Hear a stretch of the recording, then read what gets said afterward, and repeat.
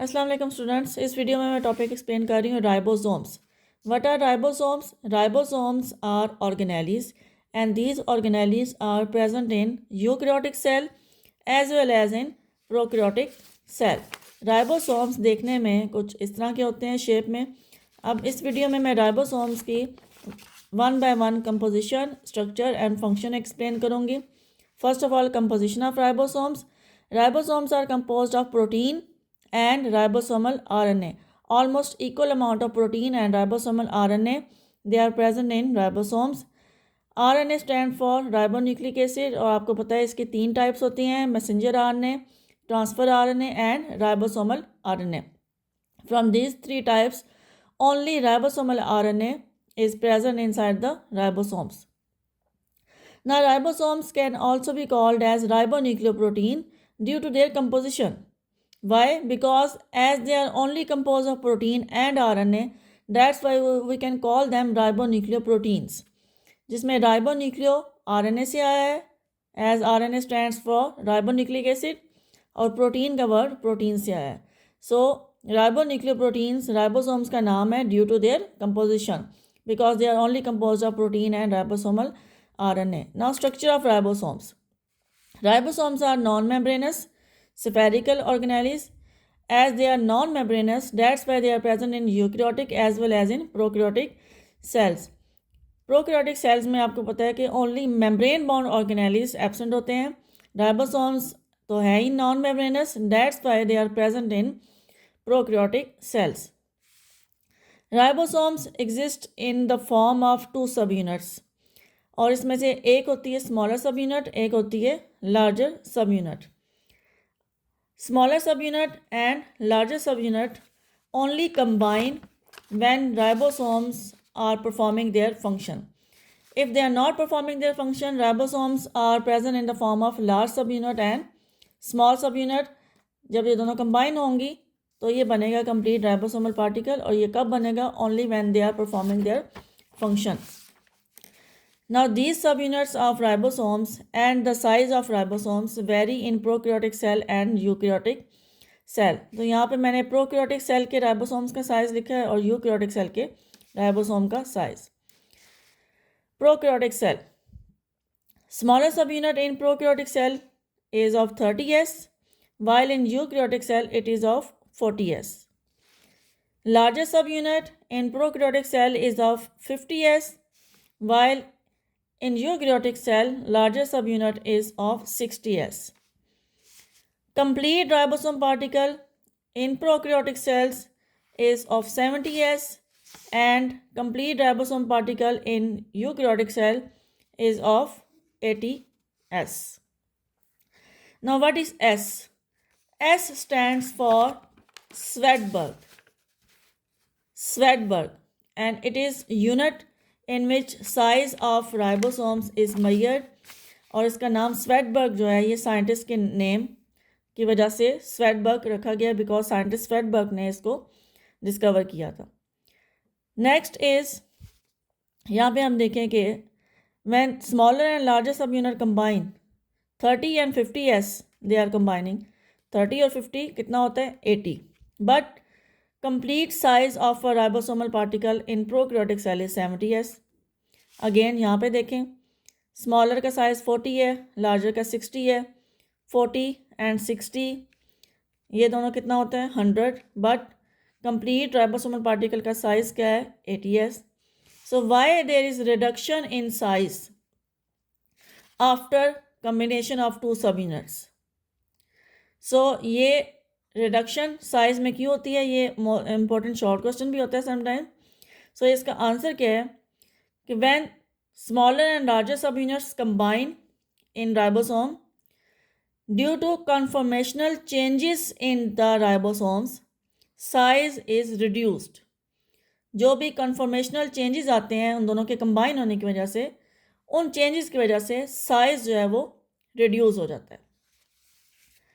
अच्छा, इसके बाद राइबोसोम्स के दोनों सब यूनिट्स की attachment, smaller subunit and larger subunit, इनकी अटैचमेंट को कौन कंट्रोल करता है?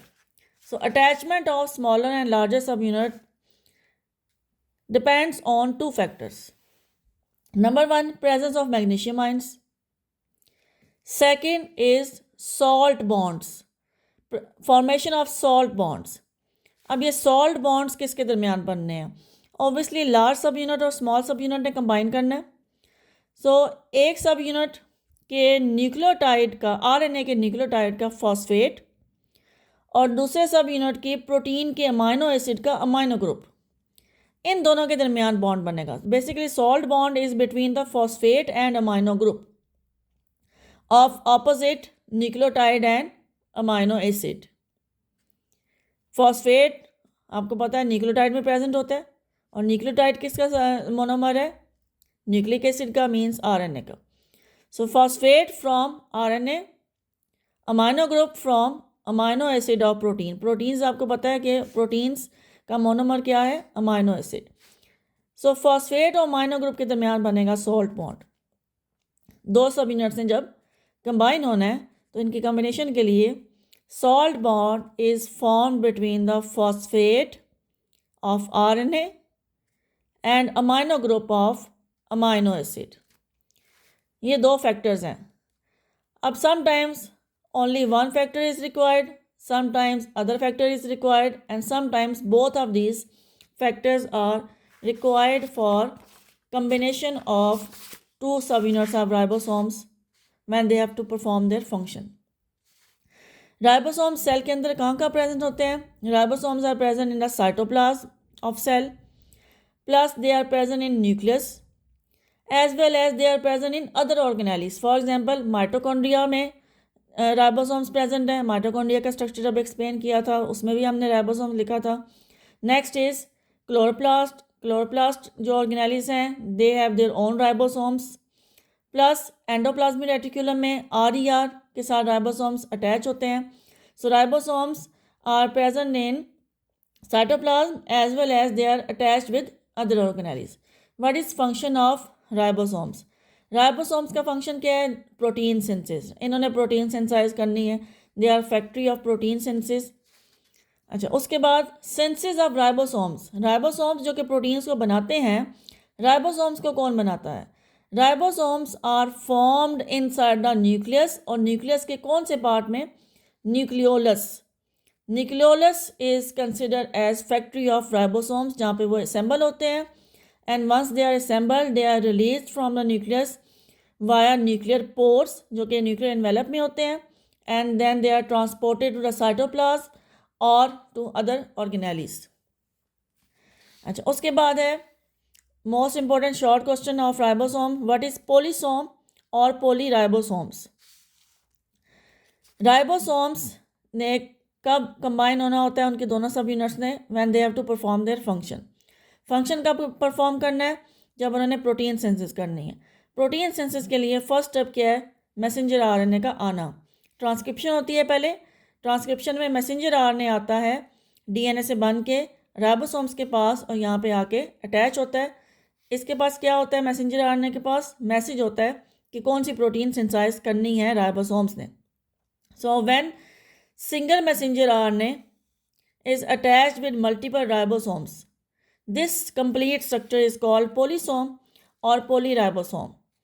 अगर एक मैसेंजर आरएनए के स्ट्रैंड के साथ एक राइबोसोम लगा हुआ है तो that is not polysome. Polysome is several ribosomes attached with single messenger RNA strand. ये इसकी होगी डेफिनेशन. डेफिनेशन के बाद आपने इसकी सिग्निफिकेंस की हेडिंग देनी है, सिग्निफिकेंस लिखनी है. इससे फ़ायदा क्या होता है? शॉर्ट टाइम में एक ही पॉलीपेप्टाइड की मल्टीपल कॉपीज बन जाती हैं. Polypeptide chain means proteins.